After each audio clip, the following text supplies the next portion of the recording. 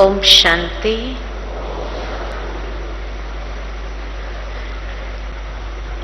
बाप दादा ने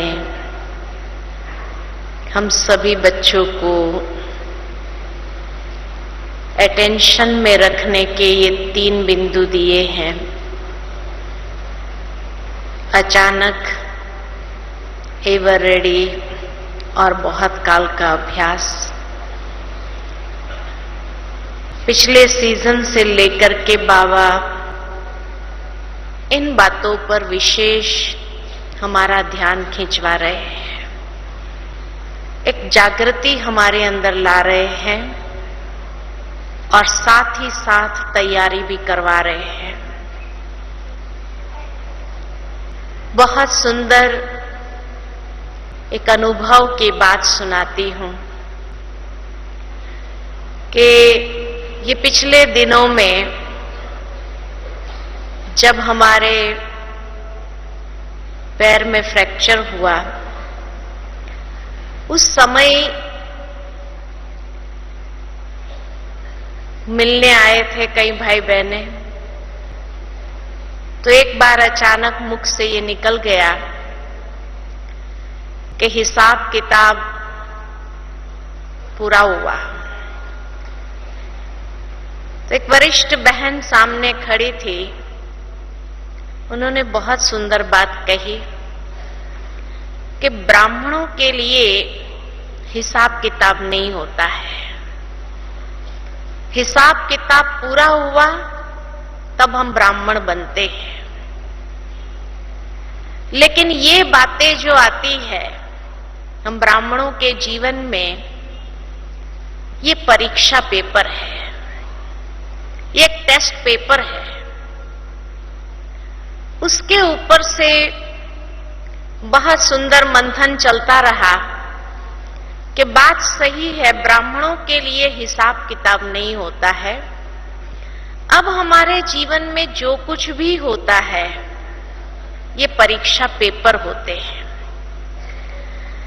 जैसे एक बच्चा फाइनल एग्जाम देने के पहले यूनिट टेस्ट के पेपर वो देता है और यूनिट टेस्ट में उसको पता चलता है कि किस सब्जेक्ट में वो कमजोर है, किस पर उसको ज्यादा मेहनत करने की आवश्यकता है, और फिर दिन रात उसी पर ही पुरुषार्थ करता है, मेहनत करता है और फाइनल टेस्ट पेपर में वो अच्छे मार्क से पास भी हो जाता है। तो इसी प्रकार ये बीच बीच में जो बातें आती है उसको हिसाब किताब समझने के बजाय अगर हम परीक्षा पेपर समझते हैं तो कितना फायदा हो जाता है। अक्सर देखा गया है कि जब मनुष्य हिसाब किताब कहता है ना, तो कभी कभी अपने कर्मों को कूटता है। पता नहीं मेरे कर्म कैसे होंगे जो ऐसे ऐसे हिसाब किताब मेरे सामने आते हैं, और फिर उसको पास करने में उमंग उत्साह नहीं रहता है, दिल शिकस्त हो जाता है। हिसाब किताब सोच सोच करके दिल शिकस्तपना आ जाता है, हिम्मत हारने लगता है और कभी कभी अपना मनोबल भी क्षीण होता हुआ नजर आता है। परंतु अगर सचमुच ये मनोवृत्ति में लिया है हम कि ये परीक्षा पेपर है,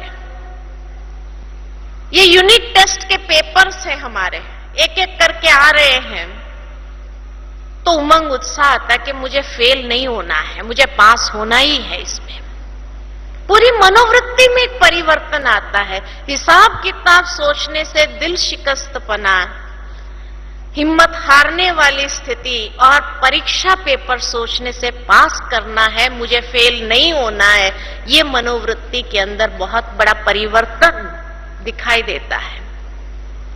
और इसीलिए बाबा ने कहा बच्चे पेपर अचानक ही आता है, अचानक के पेपर आएंगे। अभी हमारे सामने हिसाब किताब नहीं रहे, हिसाब किताब सारे पूरे कर लिए हमने। अब जो कुछ भी आएंगे पेपर आएंगे, और ये पेपर कह के नहीं आता है, पेपर माना ही अचानक। और ये अचानक के पेपर देने के लिए मुझे एवर रेडी रहना है, तैयार रहना है, क्योंकि बाबा ने ये भी बताया है कि पेपर चारों ओर से आएंगे। अभी तो एक एक करके आ रहे हैं, लेकिन अंतिम समय जैसे नजदीक आएगा, पेपर चारों ओर से एक साथ में आएंगे। जब चारों ओर कहते हैं तो कौन से चारों ओर से पेपर आते हैं? चारों ओर से पेपर में सबसे पहला पेपर है अपने आप से पेपर, शरीर से। शरीर से पेपर पहला नंबर आएगा, चाहे वो फिजिकल हो, चाहे वो मेंटल हो, मानसिक हो, तनाव के रूप में जितने भी तनाव के कारण बनते हैं, ये भी पेपर ही है जो हमारी मानसिक अवस्था को चेक करने के लिए है कि ऐसे पेपर में मेरी मानसिक स्थिति कैसी है। तो चाहे शारीरिक हो, कोई न कोई बीमारी के रूप में, कोई न कोई दुख दर्द के रूप में, चाहे मानसिक हो, चाहे भावनात्मक हो, और चाहे व्यवहारिकता में हो, तो शरीर से पेपर में भी ये चार बातें हैं, शारीरिक, मानसिक, भावनात्मक और व्यवहारिक। ये चारों रूप से पेपर देने के लिए बाबा ने हम बच्चों को तैयार रहने के लिए प्रेरणा दी है। भिन्न भिन्न मुरलियों में भिन्न भिन्न तरीके से प्रेरणा दी है कि बच्चे इस रूप से भी पेपर आएंगे, शरीर से भी आएंगे, मन को लेकर के भी आएंगे, भावनाओं को लेकर के। कहीं पर हमारी भावनाएं जो है उसको ठेस पहुंचेंगी, तो कभी व्यवहार में कोई कैसा बिहेव करके चला जाएगा जो हमने अपेक्षा भी नहीं की होंगी, वो व्यक्ति हमसे ऐसा व्यवहार करने लगेगा। व्यवहारिकता में भी कई प्रकार के धोखे मिलेंगे, कई प्रकार की बातें आएंगी सामने, लेकिन ये पेपर है, हिसाब किताब नहीं है। ये सारे पेपर अचानक आने ही है। दूसरा नंबर का पेपर है संबंध। तो पहले स्वयं से ही पेपर आएंगे, दूसरे नंबर का पेपर होगा संबंध में। संबंध में भी चार बातें हैं। पहला संबंध हमारा किससे है? अपनी ही कर्मेंद्रिय से है। बाबा ने इसीलिए कहा बच्चे अपनी ही कर्मेंद्रिय से हमारा संबंध, सारा दिन इनको यूज करना है, मालिक बनकर के यूज करना है। लेकिन वो मालिकपना जब भूल जाता है तो हमारा जो संबंध अपनी कर्मेंद्रिय से है, तो वो कर्मेंद्रिय हमें किस तरह से धोखा भी देती है, कैसे चलाती है, पश्चाताप करवाती है, कई प्रकार की बातें उसमें आती है। तो पहला संबंध हमारे अपने ही कर्मेंद्रिय, अपने ही स्वभाव संस्कार, ये हमारा सबसे निकट का करीबी करीबी संबंध है अपने आप से। जो हमारा पेपर अधिक लेता है, हमारे अपने संस्कार स्वभाव, ये हमारा पेपर ले करके सामने खड़े हो जाते हैं। इसलिए बाबा कहते हैं कि कमजोरी हर एक अपनी जानते हैं कि मेरी कमजोरी कहाँ है, तो उस कमजोरी को मिटाने का पुरुषार्थ निरंतर करते रहो और तभी संपूर्णता को प्राप्त करेंगे। दूसरा संबंध है लौकिक, मित्र संबंधी, रिश्तेदार आदि जो भी लौकिक संबंधी है, उनसे भी पेपर आते रहे। अभी कम होते गए, क्योंकि जैसे जैसे बाबा का नाम समाज के अंदर, बाहर दुनिया के अंदर बहुत प्रत्यक्ष होता जा रहा है, अब समझने लगे हैं कि हाँ ब्रह्मा कुमारी क्या है, तो अभी लौकिक वाले इतने पेपर नहीं लेते हैं। फिर भी कई बार लौकिक वालों का भी पेपर आता है, उसको भी हिसाब किताब नहीं समझो, नहीं तो बहुत दुख होगा, दर्द होगा। ये पेपर है, मुझे पास करना है। तो दुख दर्द की फीलिंग से जब ऊपर हो जाते तो पास करना आसान हो जाता है। तीसरा पेपर जो आएगा वो अलौकिक से भी आएगा, क्योंकि हम लोगों ने 63 जन्म इकट्ठा पार्ट बजाया है, तभी तो बाबा के बच्चे बने। पूरे 84 जन्म जो है उसमें भी पहले 21 जन्म का पार्ट हम लोगों का बहुत करीबी में है, उसमें कोई ऐसी बात नहीं है। लेकिन पिछले जो 63 जन्म का है उसमें काफी हमारी कमजोरियां एक दूसरे से टकराती रही और उसके कारण से एक दूसरे के साथ हमारा बहुत गहरा रिश्ता है। 21 जन्मों में तो कोई हिसाब किताब नहीं बना था, लेकिन 63 जन्मों के कई प्रकार के हिसाब किताब बने भी थे, चुकतू भी किए, लेकिन कई नए भी बना रहे हैं, क्योंकि आने वाले समय में भी हमें साथ रहना है। सेवा के संबंध में हम सभी साथ में आते हैं तो नए भी बनते जाते हैं, तो वहां से भी पेपर तो आएगा। इसीलिए संडे की मुरली मुझे याद आती है, बहुत अच्छी तरह से बाबा ने बताया था कि कैसे अलौकिक से भी पेपर किस और कैसे कैसे रूप में आएगा।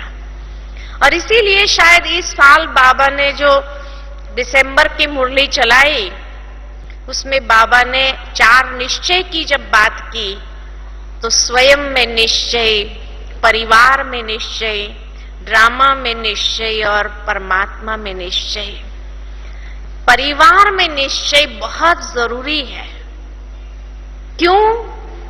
क्योंकि जितना हम परिवार में इकट्ठे रहेंगे, वो स्नेह प्यार से रहेंगे, उतना हर पेपर को पास करना आसान हो जाएगा। क्योंकि जब दुनिया के अंदर भी देखते हैं कि कोई परिवार बहुत तरक्की करता है, आगे बढ़ता है, तो कई लोगों को ईर्ष्या होने लगती है। लौकिक में भी कोई परिवार में इकट्ठे रहते हैं, बहुत तरक्की करने लगते हैं, आगे बढ़ते हैं, तो अड़ोसी पड़ोसी मित्र संबंधियों को कईयों को ईर्ष्या आती है, तो यही सोचते हैं इस परिवार को तोड़े कैसे, फूट कैसे डाले, और फूट डालने की कोशिश करते हैं और इस तरह से परिवार को अलग करते हैं। कई किस्से ऐसे दुनिया में देखे, भाई भाई को अलग करवा देते हैं, बाप बेटे को अलग करवा देते हैं, ईर्ष्या मूल कारण है। ठीक इसी प्रकार अब तक ब्रह्मा कुमारी ईश्वरीय विश्वविद्यालय, ये एक ब्राह्मण परिवार हमारा जो है, इतना यूनिटी के साथ 74 इयर्स अगर साथ में चले, ऐसा दुनिया में कोई परिवार चला नहीं होगा।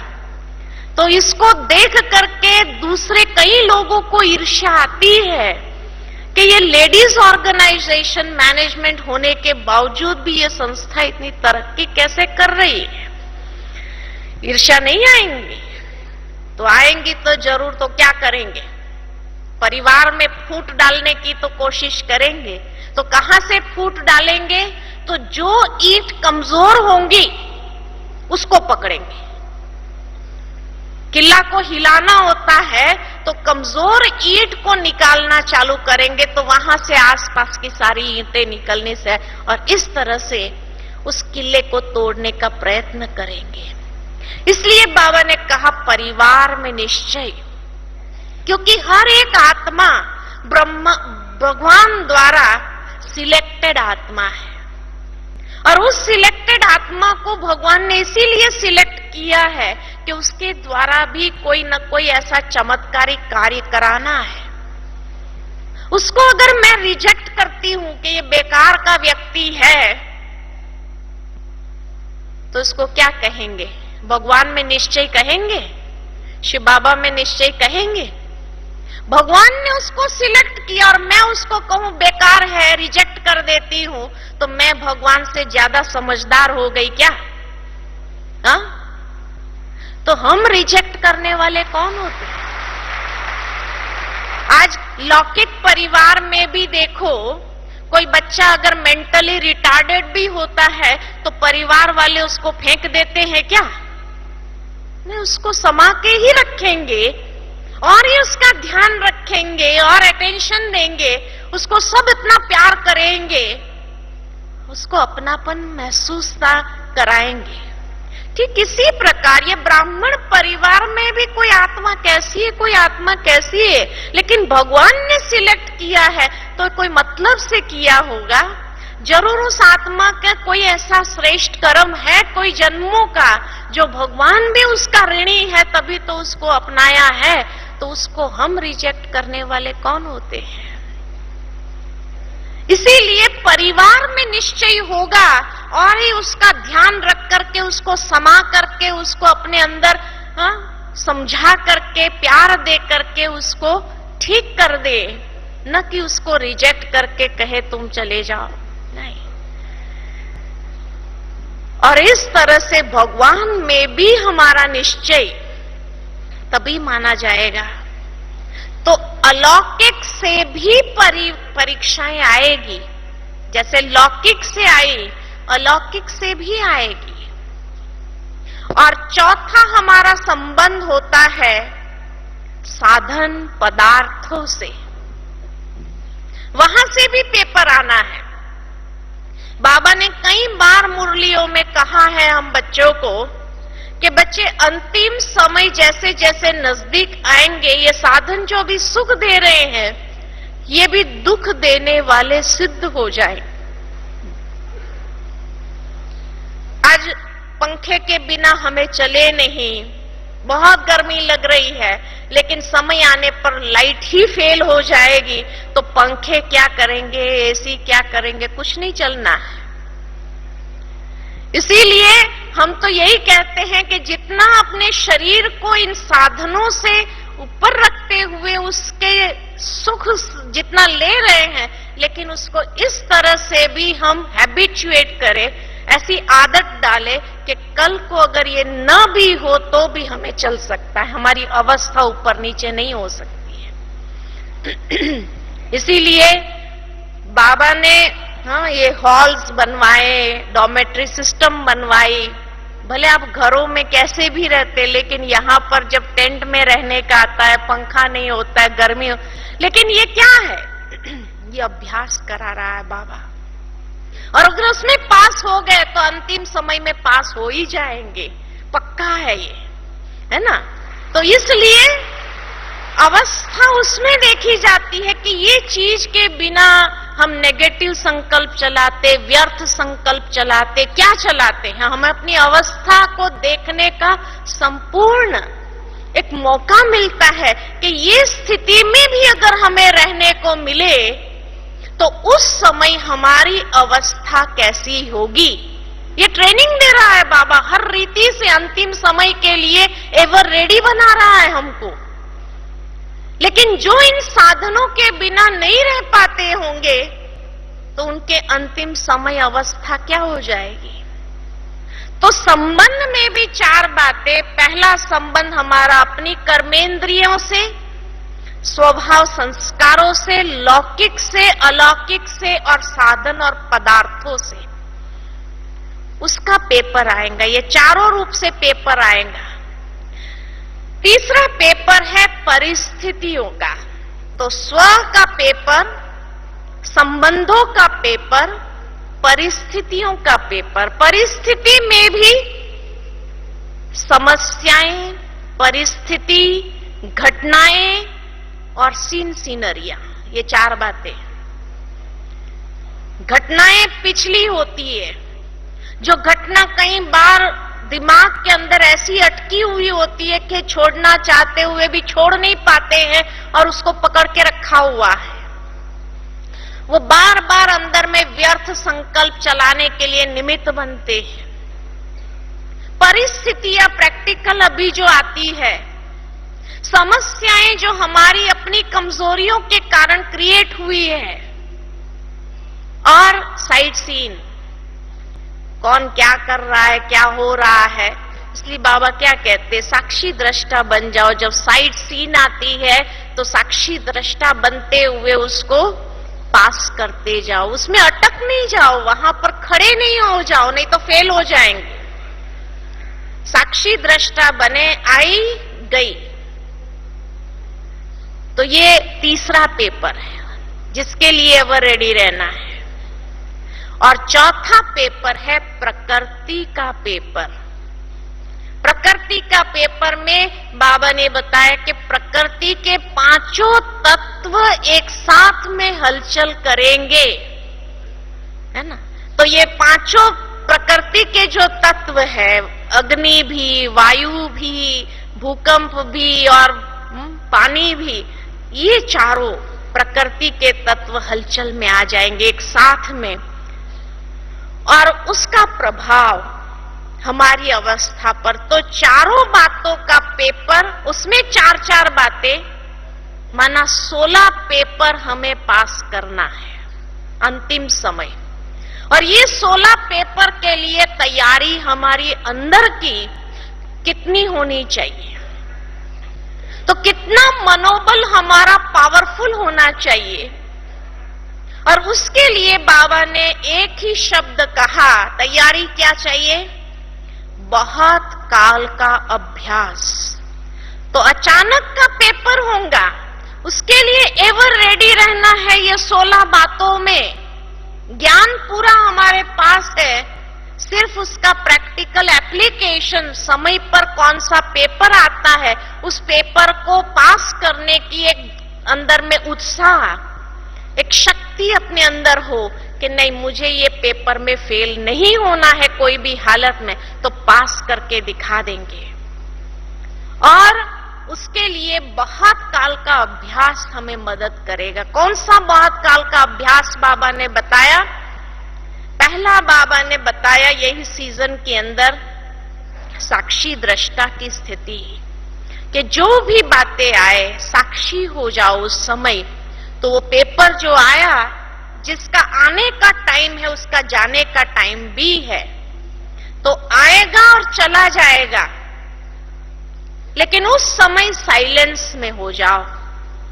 अगर साइलेंस में नहीं रह सकते हैं और उस समय हमने वो बात का वर्णन करना शुरू कर दिया, तो हम क्या करते हैं, वो बात को खींचना चालू करते हैं और खींच खींच करके वो पीरियड को लंबा कर देते हैं। तो जो बात आई और चली जाने वाली थी, लेकिन क्योंकि हमने उसको अपनी बुद्धि से पकड़ लिया, उसके ऊपर चिंतन चला करके वर्णन करना शुरू कर दिया, देखो मेरे साथ क्या हो रहा है, देखो मेरे साथ, तो वो पीरियड क्या हो जाएगा, जो एक दिन में जाने वाला था पेपर, वो पेपर कभी कभी खींच खींच के एक हफ्ता तक हम खींच लेते हैं, एक महीने तक खींच लेते हैं, एक साल तक खींच लेते हैं। तो एक साल तक की भोगना किसको भोगनी पड़ती है? स्वयं को भोगनी पड़ती है। इसलिए बातों को खींचना नहीं है, उसका अभ्यास बनाओ नहीं, क्योंकि वो अभ्यास अगर बनाते गए तो वो संस्कार पक्के हो जाएंगे, वो बहुत काल का अभ्यास हो जाए। लेकिन उस समय साक्षी दृष्टा की स्थिति हमें मदद करेगी। साइलेंस, अंडरग्राउंड हो जाओ, वो बात आई और चली गई, वो हमें प्रभावित नहीं कर सकती, हमारी अवस्था को हिला नहीं सकती है। दूसरी बात जो बाबा ने अभ्यास में हमें बताई, वो है निराकारी स्वरूप और फरिश्तापन का अभ्यास। और इसीलिए जब बाबा ने 24 बार उसको करने लिए कहा, तो उसमें बाबा का भाव यही था कि निरंतर उसके अभ्यासी हम बन जाए। जितना निरंतर अभ्यासी हम बन जाएंगे, उतना वो अभ्यास हमें उस समय काम में आएगा। कोई भी पेपर आएगा तो उस समय काम में आएगा। जहां फरिश्तेपन का अभ्यास की जरूरत होगी, तो वो स्वरूप हमारा इमर्ज हो जाएगा, दूसरों को साक्षात्कार करा देगा। और जहां निराकारी स्वरूप का अभ्यास की जरूरत है, तो वो अभ्यास हमारा काम आएगा और उससे वो स्वरूप के द्वारा हम उस पेपर को पास होने में समर्थ हो जाएंगे, शक्तिशाली हो जाएंगे। इसलिए बाबा का ये 24 बार के अभ्यास के पीछे विशेष भाव यही था कि निरंतर बहुत काल तक हमारा ये अभ्यास बन जाए। 1 घंटे में अगर 10 मिनट करना है हमें, तो 1 घंटे में 10 मिनट किया, फिर ये नहीं कि निकल जाता है, लेकिन दूसरे घंटा जैसे आता है तो कामकाज करते करते हैं फिर याद रहता है भाई दूसरा घंटा हमारा छूट नहीं जाना चाहिए, छूट नहीं जाना चाहिए, छूट नहीं जाना चाहिए, नहीं तो फिर मुझे और मेहनत करनी पड़ेगी। तो क्या होगा, ये करना है करना है करना है, तो उससे हमारा निरंतर अभ्यास कितना बढ़ जाता है, ये भी याद में ही गिनती में आता है। तो इसलिए बाबा ने ये 2 अभ्यास इस साल विशेष जो अंडरलाइन करवाए हमसे कि ये करना है। और अगर 10 मिनट नहीं भी होता है तो भी बाबा ने कहा 5 मिनट 7 मिनट जितना कर सको, लेकिन 5 से कम बाबा ने नहीं कहा, 5 से ऊपर ही कहा, उतना तो करना ही है, ताकि एक निरंतर अटेंशन हमारा बना रहे और ये अटेंशन से हमारे अंदर व्यर्थ की या नेगेटिव बातें न चले, ये टाइम वेस्ट हमारा न जाए। इसलिए तीसरा अभ्यास जो बाबा ने हम बच्चों को इस साल विशेष अंडरलाइन कराया वो है क्रोध मुक्त बनने के लिए अटेंशन खिंचवाया कि परीक्षाओं में पास होने के लिए ये बहुत जरूरी है कि हम क्रोध मुक्त बने। क्यों बाबा ने कहा? क्योंकि भगवान को कहा ही जाता है कि भगवान जानी जाननहार है, सब कुछ जानता है। अब ये बाबा ने कई बार कहा कि बच्चे मैं एक एक के मन की बात को बैठ करके नहीं रीड करता हूं, लेकिन जब भगवान का ये टाइटल आया है भक्ति मार्ग के अंदर तो उसके पीछे कोई ना कोई रहस्य तो होगा, तभी तो आया है। तो भगवान क्या जानते हैं? समय को बहुत अच्छी तरह जानते हैं और इसलिए आने वाला समय कौन सा है ये भी बाबा जानते हैं, उसमें किस तरह के पेपर आएंगे ये भी बाबा जानते हैं कि परिस्थितियों से पेपर, समस्याओं से पेपर, संबंधों से पेपर, ये पेपर अधिक आने वाले हैं। और उस समय अगर हमारे अंदर क्रोध का अंश भी होगा और ये अगर स्टिम्युलेट हो गया, ये क्रोध अगर भड़क गया और क्रोध अगर बाहर निकल गया तो उस पेपर में कितना पास होंगे? पास हो सकते हैं। अगर क्रोध का प्रयोग वहां हो गया तो पास नहीं 100% फेल हो जाएंगे।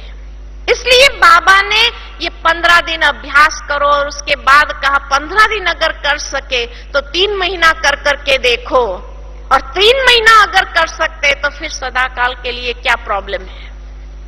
भावार्थ ये है कि अगर ये संस्कार का अंश भी होगा तो कोई भी पेपर में पास होना संभव नहीं है, हर पेपर में फेल होते जाएंगे।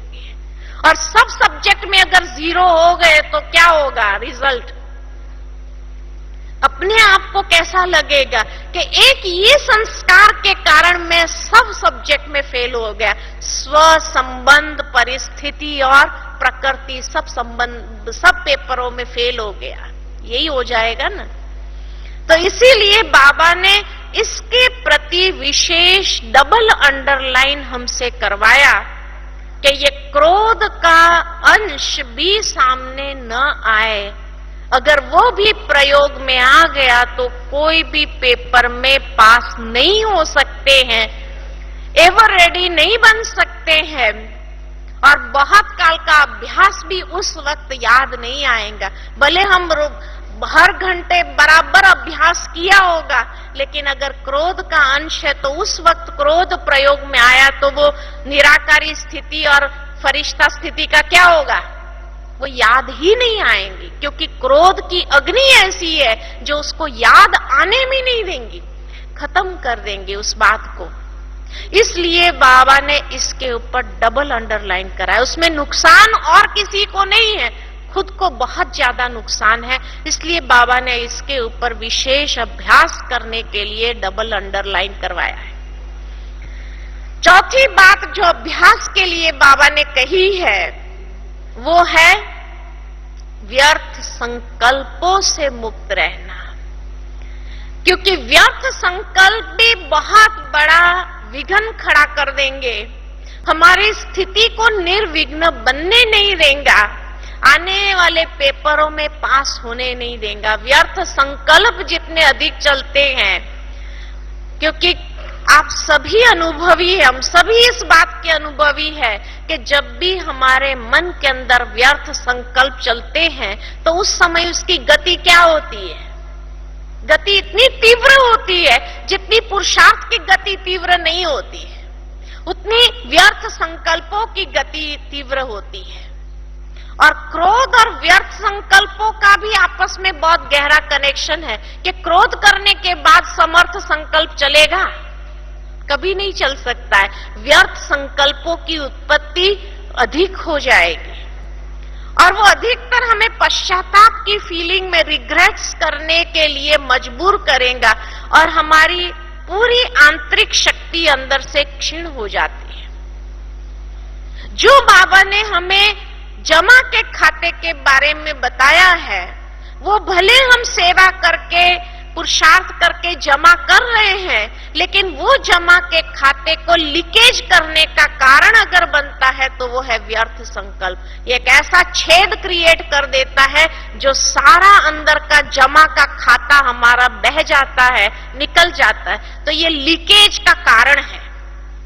इसलिए बाबा नहीं चाहता है कि मेरे बच्चे इतने मेहनत करे, पुरुषार्थ करे, तीव्र पुरुषार्थ करे, अभ्यास करे और इतना खाता जमा करे सेवा के द्वारा हर रीति से, और वो सारा व्यर्थ संकल्प के कारण लीकेज में निकल जाए। ये चाहेंगे? कोई नहीं चाहेंगे। तो इसीलिए बाबा ने इस पर भी हमारा डबल अटेंशन खिंचवाया कि बच्चे व्यर्थ संकल्पों को अभी चेक करते जाओ और उसको समाप्त करते जाओ। व्यर्थ संकल्प के ऊपर जितना हमारा अटेंशन रहेगा कि भाई ये व्यर्थ संकल्प चालू किया, बिंदी लगाने का अभ्यास जितना हमारा बढ़ जाएगा, बिंदी लगाते जाओ और जैसे जैसे बिंदी लगाते जाएंगे तो वो समाप्त होता जाएगा, सहज हो जाएगा। उसके लिए मुझे दादी जानकी की बहुत अच्छी बात याद आती है। दादी जानकी ने एक बार अपने क्लास में कराया था कि उसके लिए बाबा के ये मधुबन जाते हैं ना जब, तो वहां पर बाबा के 3 पोज के फोटो मिलते हैं। तो दादी जानकी ने बहुत अच्छी बात कही थी कि ये 3 पोज का फोटो हर एक अपने घर में भी रख ले ताकि याद रहेंगे। तो छोटे हॉल में जाएंगे, 4 धाम की यात्रा करने जब जाते हैं ना, तो छोटे हिस्ट्री हॉल में जाओ तो वहां बाबा खड़ा है, खड़ा पोज है ना बाबा का, खड़ा है। फिर अब कमरे में जाओ, वहां बाबा बैठा हुआ है, और झोपड़ी में जाओ तो बाबा आधा पोज है, ऐसा जैसे बाबा देख रहा है। तो ये 4 धाम की यात्रा जब बुद्धि से भी करनी होती है तो ये बाबा के 3 पोज को सामने ले आओ। क्यों सामने ले आना है? तो दादी ने बहुत अच्छी बात बताई थी कि जब भी आप हर कर्म करो तो उस समय ये याद रखो कि मेरा हर कर्म बाबा देख रहा है। वो आधा पोज जो है ना बाबा का, बाबा देख रहा है, हर वक्त मुझे बाबा देख रहा है। तो कोई गलत काम होगा? गलत काम होगा ही नहीं, बाबा मुझे देख रहा है। और ये अटेंशन अगर रहे तो कोई गलत काम क्या गलत सोचना भी नहीं होगा हमसे। तो पहला याद रखो, झोपड़ी वाला बाबा मुझे देख रहा है ना। फिर बाबा जो खड़ा है ना, तो जब भी कोई परिस्थिति, कोई समस्या आ जाए तो क्या याद करो? बाबा खड़ा है। किस लिए खड़ा है? मदद करने लिए खड़ा है। बाबा मदद के लिए खड़ा है कि जब भी कोई बात आए तो हम सबसे पहले बाबा के सामने देखें तो बाबा मदद करने के लिए खड़ा है। बाबा एक ही बात कहता है, कई बार हम बच्चों को कहा, बच्चे हिम्मत का एक कदम बढ़ाओ, 1000 कदम बाबा मदद करने के लिए खड़ा है। लेकिन उस वक्त जब ये भूल जाते हैं कि बाबा खड़ा है तो लोग क्या करते हैं? हाँ? जब ये भूल जाता, विस्मृति हो जाती कि बाबा खड़ा है, तो लोग इसको फोन करो, उसको फोन करो, उसको बुलाओ, उसको बुलाओ, इसको कहो, इसको कहो। जब सब मना कर देते कि भाई हमारे बस की बात नहीं है, तब क्या करते? ओ बाबा अभी मदद करो। सबने मना किया इसलिए ओ बाबा, अरे पहले ही ओ बाबा करो ना। तो दादी जानकी ने बहुत अच्छी बात बताई कि बाबा के खड़े होने के भी दो पोज है। एक बाबा का हाथ आगे है ऐसा, और एक हाथ बाबा के पीछे है ऐसे। तो जब बाबा को पहले याद करेंगे ना, तो जो आगे हाथ वाला हाथ देगा ऐसे मदद करने के लिए और मदद कर देगा। लेकिन जब सबको बुला करके सब मना कर देंगे और फिर वो बाबा कहा, तो बाबा हाथ पीछे कर लेता है। बाबा भी साक्षी होकर के देखने लगता है ना। बाबा कहे अभी टाइम चला गया, अभी मैं भी क्या करूं, तो बाबा हाथ पीछे कर लेता है। तो इसलिए हमेशा कौन सा बाबा का पोज सामने रखो, हाँ, खड़ा बाबा लेकिन आगे हाथ वाला। और सबसे पहले कोई भी परिस्थिति, कोई बात आती है तो किसको याद करो, बाबा को।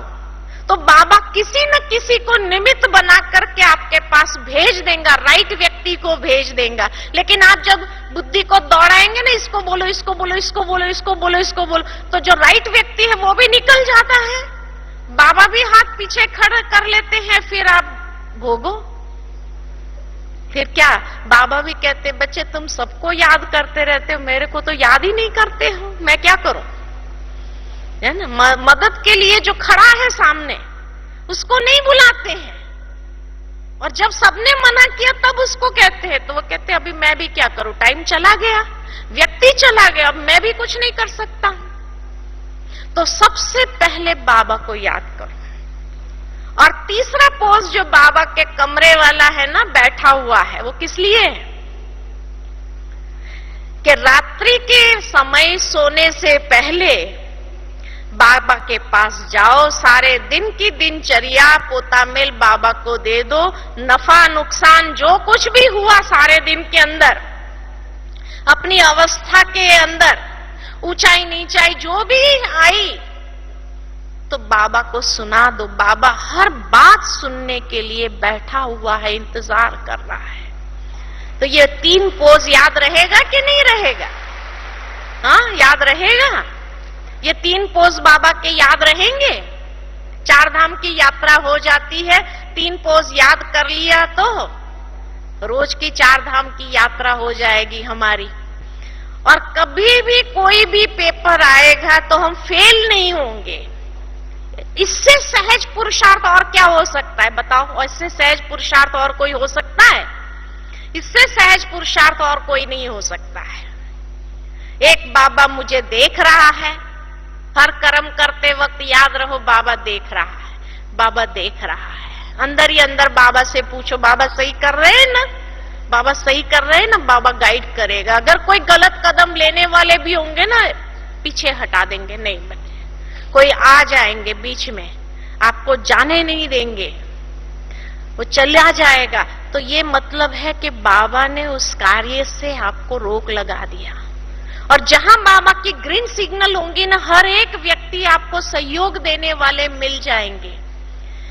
तो इसलिए ये 3 पोज याद रखना। बाबा देख रहा है, कहीं पर भी कोई मुसीबत आई तो पहले बाबा को याद करके बाबा से मदद ले लो, बाबा मदद करेगा। अनुभव होगा हर कदम में बाबा की मदद का, और हर परीक्षा को पास करना सहज हो जाएगा। और तीसरा, रात को जाकर के बाबा को फिर भी अगर कुछ रह गया या ऊपर नीचे हो गया तो बाबा को सुना दो, बाबा बैठा है, हर बात सुनने के लिए बैठा है। सारा पोतामेल दे करके बाबा की गोदी में प्यार से सो जाना है ना। तो ये 3 पोज तो याद रहेंगे ना सबको। अब इससे ज्यादा सहज पुरुषार्थ और कोई हो सकता है? कोई नहीं हो सकता है। तो ये 3 पोज सदा बाबा के याद रहे, है ना। दूसरा, दादी हमेशा 3 स्लोगन देती है, याद होगा 3 स्लोगन। कर्म करने वक्त कौन से स्लोगन है? तो पहला स्लोगन दादी का हमेशा रहता है, नियत साफ तो मुराद हासिल। नियत साफ होनी चाहिए तो मुराद हासिल हो जाएगी। दूसरा, दादी हमेशा कहती है, सच्चे दिल पर साहब राजी। नियत साफ हो, दिल सच्चा हो, है ना। नियत साफ और दिल सच्चा होगा तो विजयी हमारी है। हिम्मत बच्चे मदद बाप, तब बाबा भी मदद करेगा। तो मदद किसको मिलती है? कौन से बच्चों को? जिसमें 3 विशेषता हो, नियत साफ हो, सच्चा दिल हो और हिम्मतवान हो, उसको बाबा की मदद का सहज अनुभव होगा। तो हर कर्म के लिए ये 3 स्लोगन, ये बहुत काल के अभ्यास में आ जाता है। जितना ये बहुत काल के अभ्यास में ले आओ बातें, तो सहज से सहज परीक्षाओं को पार करना आसान हो जाएगा। कोई भी बात मुश्किल नहीं होती है। फिर हमेशा बाबा हम बच्चों को 3 गीत गाना सिखाते रहते हैं। कौन से 3 गीत गाना सिखाते हैं? वाह बाबा वाह, वाह ड्रामा वाह, वाह मेरा भाग्य वाह। ये 3 गीत गाना तो आएगा ना, कि नहीं आएगा? कोई भी परीक्षा आए, कोई भी परीक्षा आए, तब ये गीत गाना, वाह बाबा वाह, वाह मेरा भाग्य वाह, वाह ड्रामा वाह। परीक्षा के समय भी अगर वाह वाह कर सकते हैं, तो बाबा की ये गारंटी है कि बच्चे अगर परीक्षा कठिन से कठिन भी क्यों न हो, लेकिन वाह वाह के गीत गाए तो नेगेटिव भी पॉजिटिव में बदल जाएगा। परिस्थिति वाह वाह में बदल जाएगी, ये गारंटी है बाबा की। लेकिन उस समय ये गीत गाना आना चाहिए। ये नहीं कि रोना शुरू करे, अरे क्या हो गया, अरे क्या हो गया, ये हाय बाबा नहीं करना है। वाह बाबा वाह, वाह ड्रामा वाह, क्या परीक्षा ले आए, क्या मुझे पास कर। तो उमंग उत्साह जितना होगा, उतना परीक्षा को पास करना आसान हो जाएगा। हर तूफान भी तोहफा सहज रीति से बन जाएगा, है ना। हर बात के अंदर भी जैसे कोई अमूल्य सीख प्राप्त हो जाएंगी, ऐसा अनुभव हो जाएगा। तो ये बाबा हम बच्चों के पुरुषार्थ में अभी देखना चाहते हैं। हाय हाय वाला गीत देखना नहीं चाहते हैं। कौन सा गीत चाहते हैं? वाह वाह वाला गीत गाना चाहते। तो 3 गीत गाना आसान है कि मुश्किल है? आसान है। तो तीन बातें, 3 बाबा का पोज याद रहेगा, 3 स्लोगन याद रहेंगे, 3 गीत याद रहेंगे। और अगर ये 3 बातें याद रही तो 3 स्थिति बन जाना सहज हो जाएंगी। कौन सी 3 स्थिति? निराकारी, निर्विकारी, निरहंकारी। तो ये 3 बातें अगर याद, ये है सहज ते सहज और तीव्र पुरुषार्थ। जो बाबा ने कहा, अचानक एवर रेडी और बहुत काल के अभ्यास में तीव्र पुरुषार्थ को ले आओ। अब इससे ज्यादा तीव्र पुरुषार्थ और किसी बात में नहीं। ये 3 बातों को याद रखो, तो ये 3 स्थिति प्राप्त करना कोई बड़ी बात नहीं है। 3 बिंदी लगाते जाओ।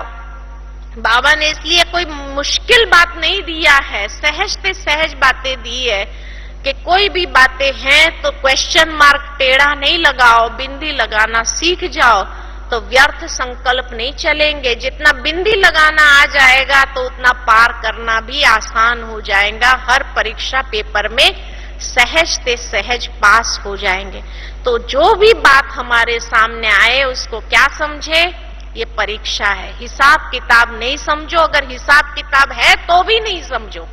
मान लो कि अगर है तो भी नहीं समझना। ये परीक्षा पेपर है और ये परीक्षा पेपर को मुझे पास करना है और पास विथ ऑनर्स बनना है।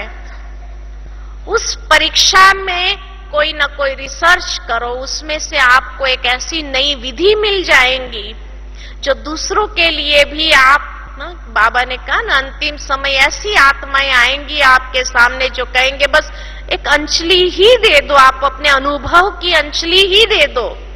और उस समय जो आपने उन परीक्षाओं के समय में रिसर्च किया होगा, तो रिसर्च में जो आपके पास अनुभव का खजाना होगा, वो अनुभव का खजाना अगर उनको दे दिया तो उनके लिए वो एक अंजलि भी जैसे तारने वाला काम, जिसको कहा ना कि भाई आप स्वर्ग में जाएंगे तो भक्ति में क्या कहते हैं, आपकी पूंछ पकड़ के चलेंगे, आपका पल्लू पकड़ के चल देंगे हम भी, तो उसको अनुभव की अंजलि अगर मिल जाएंगी तो शायद वो भी हर परीक्षा में पास होना उनके लिए भी आसान हो जाएगा। तो इसीलिए ऐसे समय में यही हम समझे कि अनुभव का खजाना बाबा कुछ देना चाहता है, इसलिए ये परीक्षा ही है। और ये परीक्षा में अनुभव क्या मैंने पाया है उसका मुझे अपने आप में एनालिसिस करना है, उसका रिसर्च करना है और उसके आधार पर दूसरों को भी इस बात से सावधान करते हुए उनको आगे बढ़ाना है। तो ये है अचानक, एवर रेडी, बहुत काल का अभ्यास और तीव्र पुरुषार्थी बनकर के पास होना। ओम शांति।